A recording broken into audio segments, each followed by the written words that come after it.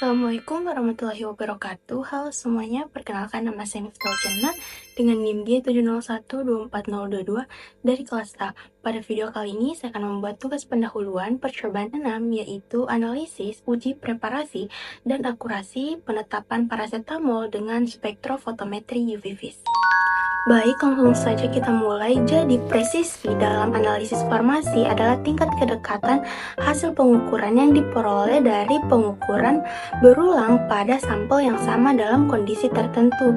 Nah, presisi ini menunjukkan konsistensi hasil analisis. Contohnya, kadar paracetamol diukur sebanyak 6 kali menggunakan spektrofotometri UV vis dan menghasilkan nilai yang hampir sama. Nah, di sini ada repeatability, di mana itu adalah intrahari, adalah presisi yang dilakukan pada kondisi sama seperti analisis alat dan hari yang sama.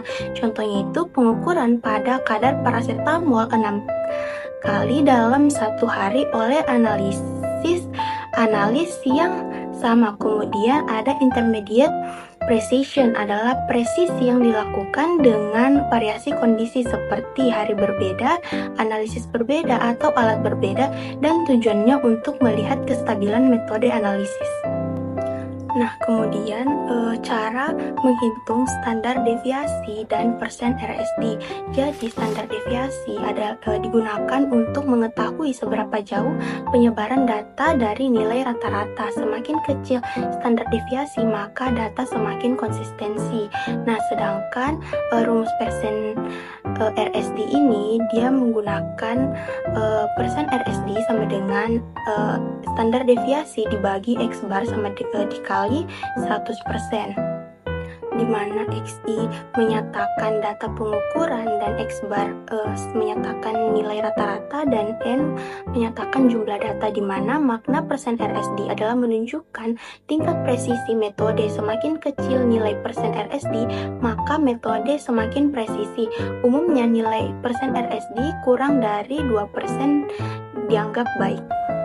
Nah, kemudian ada akurasi. Nah, akurasi adalah tingkat kedekatan hasil pengukuran dengan nilai sebenarnya, di mana akurasi menunjukkan ketepatan pada metode analisis. Nah, metode penambahan baku atau standard addition atau recovery dilakukan dengan menambahkan sejumlah standar paracetamol yang diketahui ada kadarnya ke dalam sampel. Kemudian dianalisis kembali selisih kadar sebelum dan sesudah penambahan digunakan untuk menentukan tingkat akurasi metode.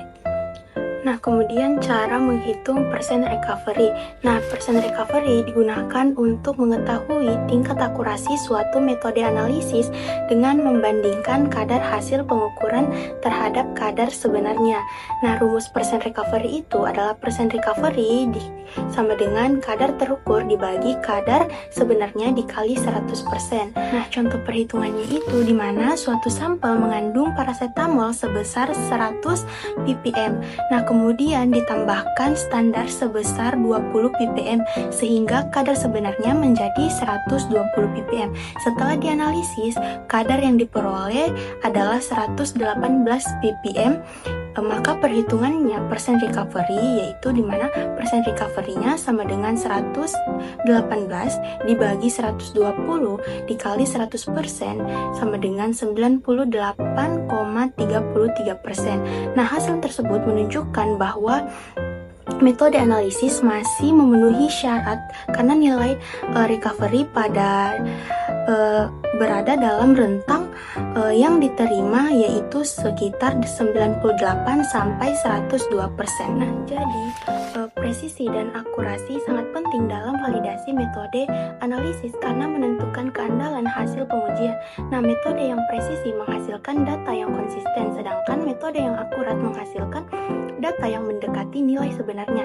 Contohnya, jika kadar paracetamol terukur lebih rendah dari kadar sebenarnya, pasien dapat menerima dosis yang tidak mencukupi sehingga efek terapi tidak optimal. Sebaliknya, jika kadar terukur terlalu tinggi, pasien dapat menerima dosis berlebih yang berisiko menyebabkan toksisitas.